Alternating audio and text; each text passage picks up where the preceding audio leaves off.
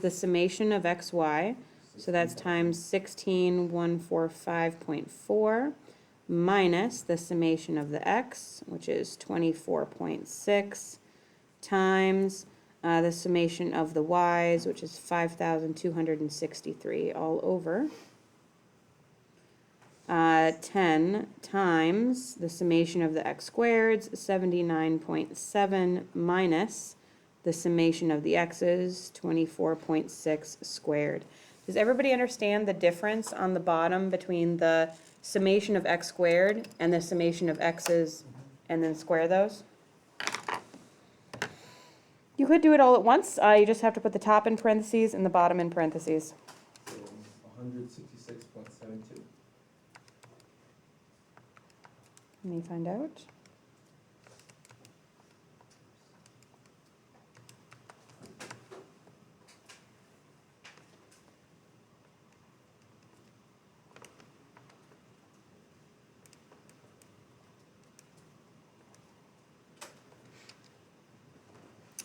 Yeah, I got that too. You said 166.72? Yeah. All right, so 166.72. So now we have the slope. But we still need the rest. So now we have to take the average of the y's. So we divide by 10, right? Right, so you take the summation of the y's and divide by 10. Wait, what are we finding? The y bar. So y bar is adding up all of the y's and dividing by n. But we already have the summation of the y's, right? 5,263 divided by 10. 526.3. Anybody put that in their calculator and then go, oh, yes, it would be. Moving the decimal over a place. 24.6 divided by 10 is 2.5 about, or 2.46. All right, and then to find b, you take y bar 526.3 minus m 166.72 times 2.5.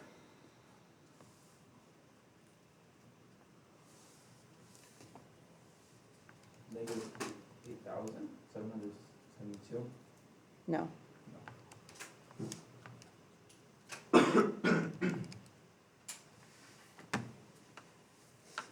Did you add an extra spot with the decimal? Did you have 166.72? And 2.5, not 25? I did the actual like divide by 10s in the equation. That's gonna be rough for you, yeah. 4.6 divided by 10, parentheses, minus 166.72 times parentheses 526.3 divided by 10, parentheses.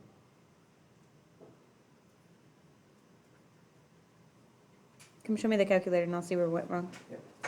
So this is gonna be out of thing, because how are we supposed to remember what? I don't know. This formula will be on there. Even like the B. Yeah. Don't panic, Tegan. I'm panicking. I know you are. You're not stupid. What's it supposed to be? I wasn't talking to you about I the know. stupid thing. Oh, this one wasn't 526.3 divided by 2 right here. This was 24.6 divided by 2. You switched the two Oh, okay, my bad. spots. Okay. So this should have actually been 5,263 divided by 10 right here. Mhm. And here it should have been 24.6 divided by 2. Yeah. So what do you guys get? I got 109.5. Oh, that's not what I got. Did you write this in your calculator? 526.3 minus 166.72 times 2.5? I did 2.46. Okay, well, yeah, then you'd be slightly, 116.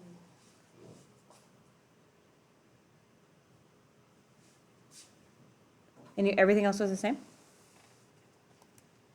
Yeah. Yeah. Yeah, okay, I got the same thing. 116.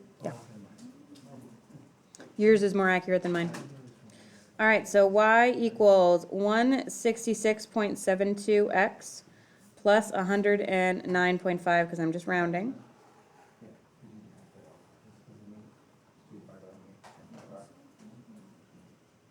Okay, so that's us doing it by hand. And when we did it on the first side, it was this.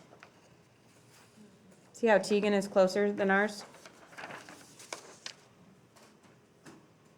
When you had that 0.46 instead of 0.5. Okay, so are they exactly the same? No, why aren't they exactly the same? We rounded. Because we rounded a lot. Where did we round? We rounded a lot. We rounded here, and here, and here, and then the summations were rounded. You know, like, it gets pretty close, but not perfectly. All right, so let's use our first equation. This is something that will often happen on a free response. Here's what's likely to happen. They'll say, create a linear regression line. Now, you could do it by hand if you're crazy, or you could just use your calculator like a normal person would do. And you would get that formula from the first side, which I'm going to write out as y equals 166.9 x plus 115.72. And then they'll say, use that equation to predict the expected carbon dioxide emission for each gross domestic product. Remember that X was that gross domestic product? So what they're saying now, and this is in, originally it was it in trillions? Yeah. Yeah? Okay, so then we're plugging that in for X. So you would write 166.9 times 1.2 plus 115.72. Does it matter if it's in trillions? Yeah, because if the original stuff was in billions, then I would say, I'd say it was like 1,200 billions. But it was originally in trillions. It was originally in trillions, so we can keep the same scale then. So do we have to figure that out? Yeah, you plug that in your calculator and you'll get your answer. And this is for what? This is using the linear regression line to get a predicted value. So basically, you make an equation for it, and then you plug in what an x would be, and then it'll tell you what the y should be.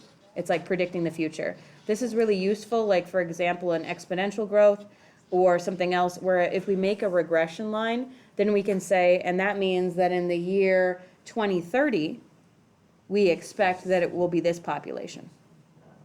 Yeah? Did you mean to plug in 2.5 for the one on the right? Yep. Okay, that's me. Okay. That's not on there also. Thank you, sorry. Go get a prize. I was wondering. All in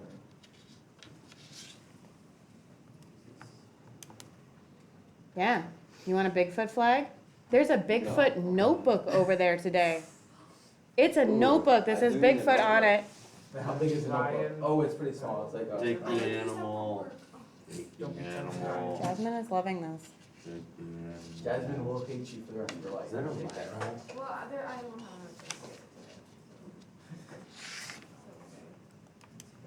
You know, I'm really sad that you're not getting a rhino right now. Here. You know why you need the rhino? Let me tell you why you need the rhino. Is that a tough one?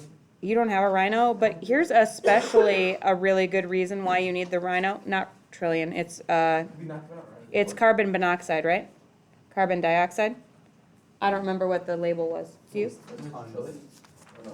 CO2. I've actually been eating little journals.